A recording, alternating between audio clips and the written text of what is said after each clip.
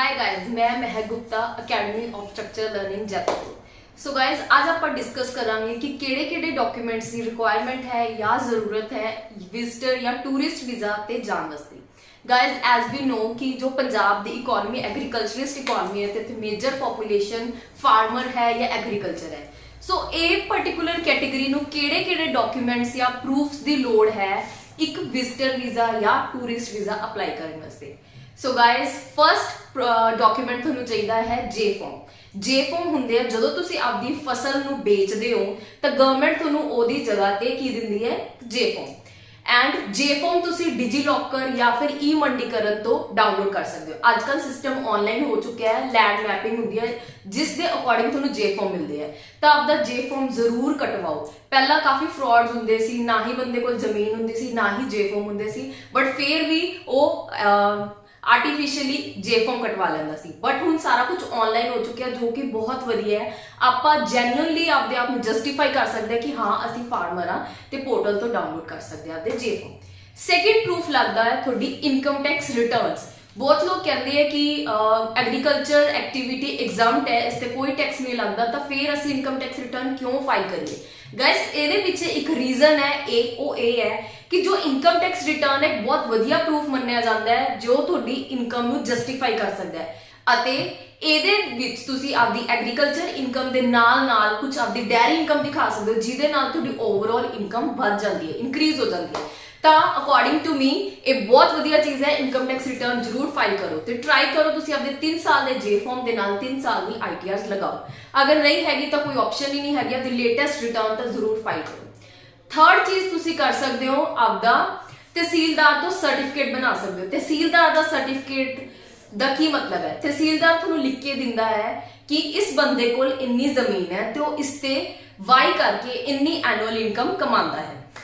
ठीक है गाइस, सो एग्रीकल्चर या फार्मर दी पर्टिकुलरली मैं दसूंगी 4 कैटेगरीज होंदियां ने। फर्स्ट केस हुंदा है कि तुहाडे कोल जमीन भी है ते तुहाडे कोल जे फॉर्म भी है, तो इस पर्टिकुलर कैटेगरी नूं जस्टिफाई करना साडे लिए बहुत आसान हो जाता है। सैकेंड कैटेगरी हुंदी है जे फॉर्म तो है तुहाडे कोल पर तुहाडे नाम ते जमीन नहीं हैगी। जमीन या तो तुहाडे फादर के नाम ते है या फिर तुसीं ठेके ते लैके वाही करदे हो। तो इहदे विच आपां किवें प्रूव करांगे कि तुसीं एक जेन्युइन फार्मर हो। जे फॉर्म तो हैगी ही है, अगर प्रॉपर्टी लैंड थोड़े फादर के नाम से है तो आप जमाबंदी लगा दें, ਉਹਦੇ ਨਾਲ एक सपोर्ट का सर्टिफिकेट लगा देना जिन्होंने आप हल्फिया बयान कहते हैं या फिर एफिडेविट कहते हैं। दूसरे केस दे विच जमीन तुसी ठेके ते लैके वाई करते हो, ਉਹਦੇ ਵਿੱਚ ਕੀ ਕਰਦੇ ਆ ਆਪਾਂ एक लीज एग्रीमेंट लगा दें, अटैच कर दें जो कि कहता है कि ये बंदा इन्नी जमीन ठेके ते लैके वाई करता है। जे फॉर्म तो थोड़े कोल हैगी है तो एक वधिया लॉजिकल जा प्रोग्रेशन हो जाता है। ठीक है, तो थर्ड कैटेगरी ये है गाइस कि जे फॉर्म थोड़े फादर के नाम से है, जमीन थोड़े नाम से है, तो इस पर्टिकुलर कैटेगरी च अगेन ठेका तुसी लै रहे हो, वाही थोड़े फादर कर रहे हैं, तो ये भी एक ठीक है। चौथी कैटेगरी की हुंदी है कि ना ही थोड़े कोल जे फॉर्म है ते ना ही थोड़े नाम से जमीन है। तो गाइस ਇਹਦੇ ਵਿੱਚ ਕੀ कर सकते हैं, तो मेरी रिकमेंडेशन है कि तुस इस पर्टिकुलर कैटेगरी की फाइल ना लगाओ, क्योंकि ਇਹਦੇ ਵਿੱਚ ਇਹ ਲੱਗ ਰਿਹਾ कि ना ही तुसी कुछ ना ही तुहाडे नाम ते प्रॉपर्टी है ते ना ही तुसी कोई काम कर रहे हो, तां तुसी ਇਹਦੇ ਵਿੱਚ एग्रीकल्चर कैटेगरी तो हट के कुछ होर इनकम होर कोई प्रूफ बना सकते हो या होर कोई काम दिखा सकते हो। एग्रीकल्चर दे विच सूट नहीं कर रही फोर्थ कैटेगरी। ओके गाइस, अपने को 3 प्रूफ हो गए, तुसी जे फॉर्म लगाओ, इनकम टैक्स रिटर्न्स फाइल करो, तहसीलदार तो सर्टिफिकेट बनाओ।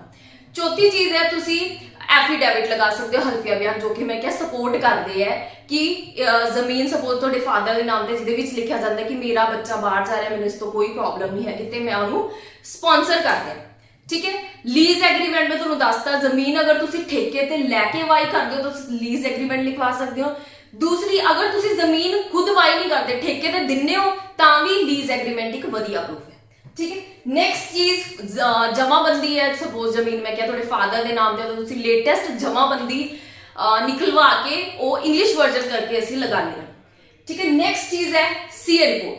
सीए रिपोर्ट नूं नेटवर्क सर्टिफिकेट भी कहा जाता है, फॉरन रिपोर्ट भी कहा जाता है। यह थोड़ी उपर वाली चीज़ों एक वधिया ਬਰਡ ਆਈ ਵਿਊ ਦੇ ਕੇ ਐਕਸਪਲੇਨ ਕਰਦੀ ਹੈ ਕਿ ਇਹ ਬੰਦੇ ਕੋਲ ਇੰਨੀ ਜ਼ਮੀਨ ਹੈ ਜਿਹਦੀ ਇੰਨੀ ਵੈਲਿਊ ਹੈ, ਇੰਨਾ ਬੈਂਕ ਬੈਲੈਂਸ ਹੈ, ਕੋਈ ਟਰੈਕਟਰ ਹੈ ਤਾਂ ਉਹਦੀ ਤੁਸੀਂ ਆਰਸੀ ਲਗਾਓ, ਕੁਝ ਬੈਂਕ ਬੈਲੈਂਸ ਵੀ ਦਿਖਾਉਣਾ ਚਾਹੀਦਾ ਹੈ, ਕੁਝ ਕੈਸ਼ ਇਨ। ਆਈ ਹੋਪ ਮੈਂ ਤੁਹਾਨੂੰ ਐਕਸਪਲੇਨ ਕਰ ਪਾਈ ਹਾਂ ਕਿ ਕਿਹੜੇ ਡਾਕੂਮੈਂਟਸ ਦੀ ਜ਼ਰੂਰਤ ਹੈ। ਐਂਡ ਅਗਰ ਤੁਹਾਨੂੰ ਮੇਰੀ ਵੀਡੀਓ ਪਸੰਦ ਆਈ ਤਾਂ please subscribe to my YouTube channel and share this video to your friends, ਕਿਉਂਕਿ ਮੇਰੀ ਕੋਸ਼ਿਸ਼ ਰਹੇਗੀ ਮੈਂ ਤੁਹਾਨੂੰ ਨੌਲੇਜੇਬਲ ਤੇ ਯੂਜ਼ਫੁਲ ਵੀਡੀਓਜ਼ ਦਵਾਂ। Thank you.